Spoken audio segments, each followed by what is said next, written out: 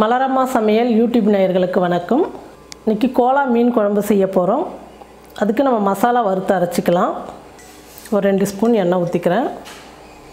ஒரு பெரிய வெங்காயம், பச்சை மிளகாய் 3 எடுத்துருக்கேன். சின்ன சின்னதாக இருக்கிறதுனால நான் 3 பச்சை மிளகாய் எடுத்துக்கிட்டேன்.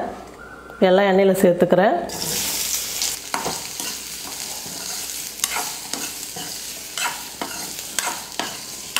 ஒரு தக்காளி,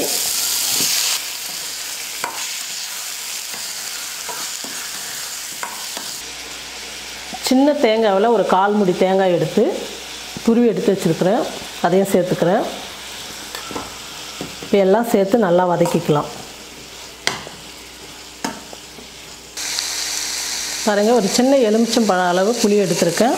அந்த புளியை சின்ன சின்னதாக கட் பண்ணி இந்த வெங்காயம் தக்காளி கூட சேர்த்துக்கலாம்.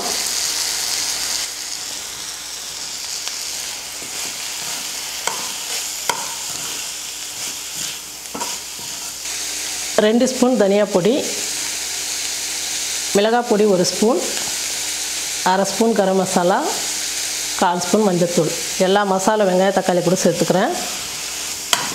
இந்த பொடியோட பச்சை வாசனை போகிற அளவுக்கு வதக்கிக்கலாம்.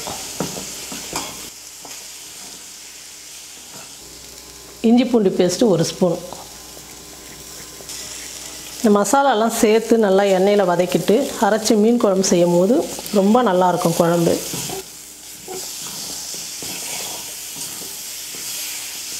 பாருங்க, மசாலாம் போட்டதுக்கப்புறம் நல்லா வதங்கிடுச்சு. இப்போ ஸ்டவ் ஆஃப் பண்ணிடலாம். நல்லா சூடு ஆறட்டன் மிக்சியில் போட்டு நைஸாக அரைச்சி எடுத்துக்கலாம்.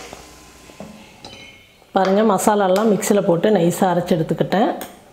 இப்போ மீன் குழம்பு தாளிச்சிக்கலாம். மீன் குழம்புக்கு நல்லெண்ணெய் ஊற்றி செஞ்சால் ரொம்ப நல்லாயிருக்கும். நான் நல்லெண்ணெய் தான் எடுத்திருக்கேன். இப்போ எண்ணெய் சேர்த்துக்கிறேன். சீரகம் 1/2 ஸ்பூன், வெந்தயம் 1/4 ஸ்பூன், ஒரு 15 பல்லு பூண்டு எடுத்துருக்கேன். அதையும் சேர்த்துக்கிறேன். கறிவேப்பிலை கொஞ்சம். பூண்டு நல்லா வதங்கி வரணும், அந்த அளவுக்கு வதக்கிக்கணும்.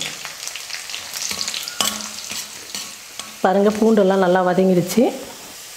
அரைச்சி வச்சுருக்கிற விழுது சேர்த்துக்கலாம்.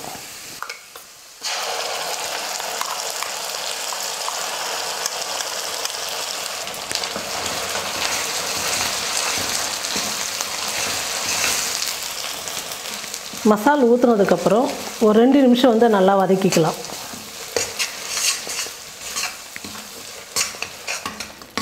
பாருங்கள், மசாலா நல்லா வதக்கிக்கிட்டேன். இப்போ குழம்புக்கு தேவையான அளவுக்கு உப்பு சேர்த்துக்கிறேன்.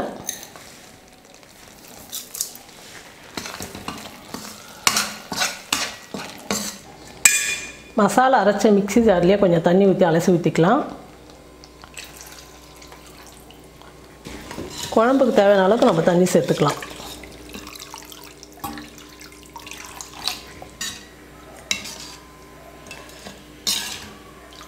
எல்லா மசாலும் வறுத்து அரைச்சதுனால அதிகமாக தண்ணி வேணாம், ரொம்ப நேரம் கொதிக்கக்கூடாது. ஒரு 5 நிமிஷம் கொதித்தா போதும். கொஞ்சம் கொதித்து திக்காக வந்தால் போதும். அதனால் நான் தண்ணி கரெக்டாக வச்சுருக்கேன். பாருங்கள், ஒரு மூடி போட்டு மூடிடலாம். ஒரு 5 நிமிஷம் நல்லா கொதிக்கட்டும். பாருங்கள், குழம்பு நல்லா கொதித்து ஊற்றுன எல்லாமே நல்லா மிதந்து வந்துருக்கு. பாருங்கள், குழம்பு நல்லா திக்காக வந்துடுச்சு. இப்போ இந்த சமயத்தில் நம்ம மீன் போட்டுக்கலாம். நான் 3/4 கிலோ கோலா மீன் வாங்கிட்டு வந்திருக்கேன். நல்லா சின்ன சின்ன பீஸாக கட் பண்ணி எடுத்துக்கிட்டேன். மீன் குழம்புல சேர்த்துக்கலாம்.